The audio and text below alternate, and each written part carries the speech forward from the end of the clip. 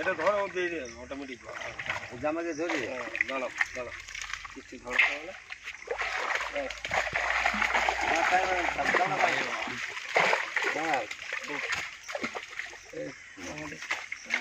ধরবো বলছো?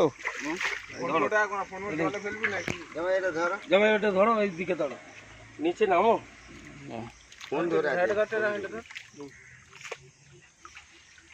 জালটা বাদ দিতে না হলে দিয়ে জামাইকে ফেলে দে। মাছটা ফেলে দেবে নাকি? হ্যাঁ ফেল দাও কত করে হবে?